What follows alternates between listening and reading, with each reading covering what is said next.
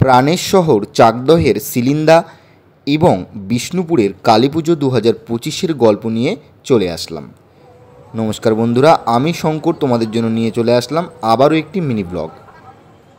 প্রথমেই যে পূজা মণ্ডপটি তোমরা দেখতে পাচ্ছ, এটা কামালপুর ইয়ুথ ফোরামের সোলার কাজ এবং নানা চিত্রের মাধ্যমে খুব সুন্দর মণ্ডপটি ফুটিয়ে তুলেছে।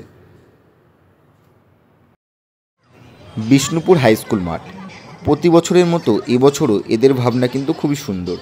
মহিষাসুর মর্দিনীতে যেমন মাকে তুলে ধরা হয়েছে, তেমনি পাহাড়ের ওপরেও শিবলিঙ্গ রয়েছে এবং নন্দী মহারাজও রয়েছে।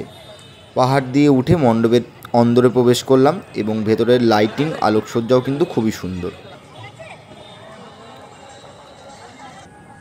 সুন্দর এই ঝাড়বাতির মাধ্যমে মায়ের রূপ দেখো, খুবই ভালো লাগছিল।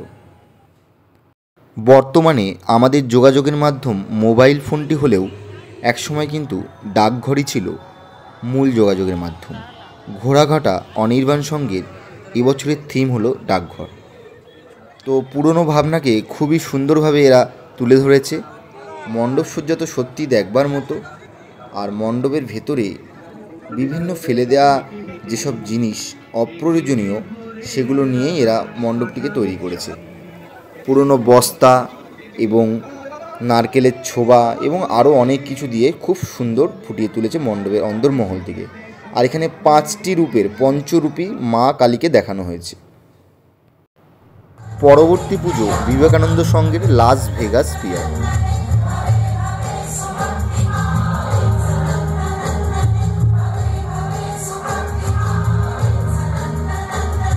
অপরূপ লাইটিং শো এর মাধ্যমে কৃষ্ণের লীলা এবং 42-এর ভারত ছাড়ো আন্দোলনের ভাবনাকে তুলে ধরেছে এই পুজো কমিটি।